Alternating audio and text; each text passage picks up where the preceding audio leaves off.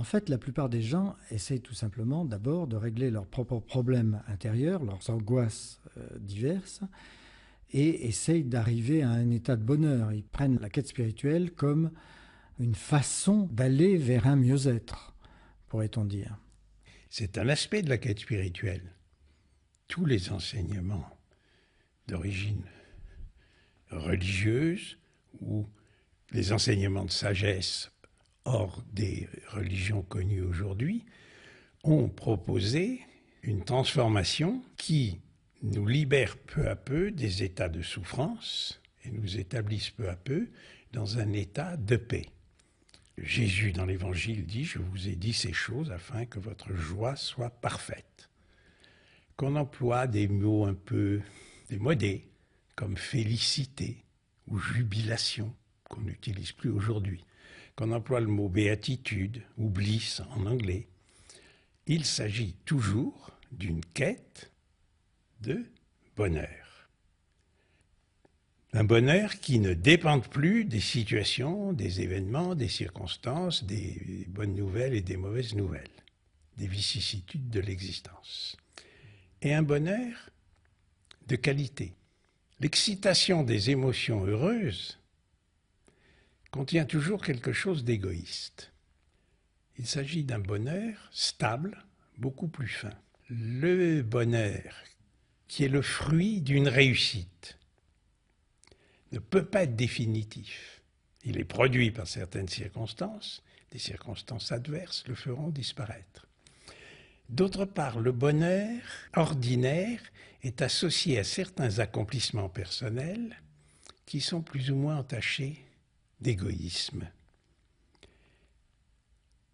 Ce que l'existence m'a donné et qui m'a procuré cet état heureux, elle l'a refusé à un autre. Imaginons deux comédiens qui postulent pour le même rôle. Celui qui va être choisi va être très heureux, mais aux dépens de son camarade.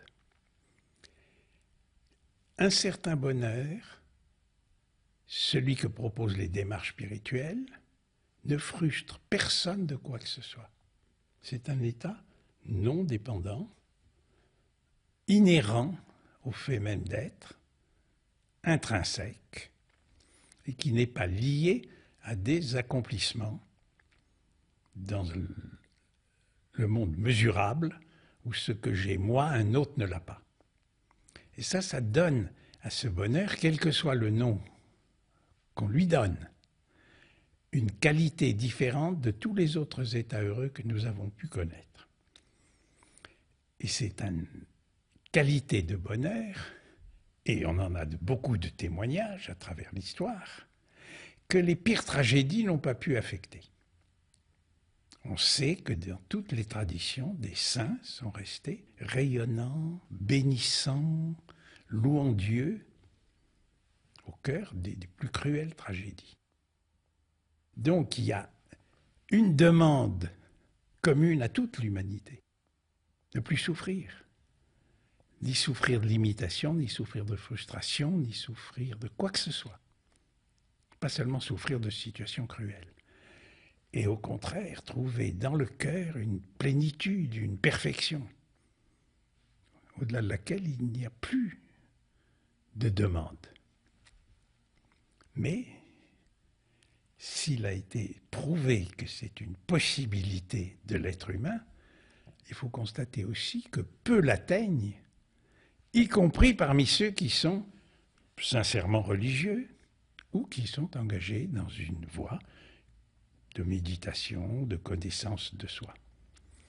Donc il y a un trait commun à ce qui pousse quelqu'un à faire une psychothérapie et un trait commun à ce qui pousse quelqu'un à s'engager sur la voie spirituelle. Dans les deux cas, c'est « je veux changer dans mon être même ». Et pas seulement changer d'appartement ou changer de voiture. Et je sens que pour cela, j'ai besoin d'une aide, que ce soit l'aide du psychanalyste, du psychothérapeute ou l'aide du maître spirituel.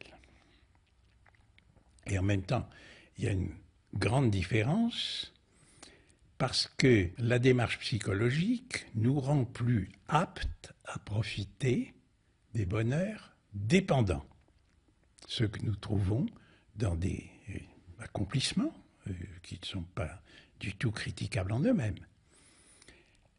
Démarche qui permet aussi d'éliminer les empêchements intimes que nous portons pour savoir jouir de ces bonheurs dépendants. Alors que la démarche spirituelle, bien qu'elle comprenne inévitablement des aspects concernant le psychisme humain, nous propose un au-delà, une découverte nettement, beaucoup, radicalement plus profonde que fonctionner harmonieusement dans la vie professionnelle, la vie sociale, la vie amoureuse et sexuelle.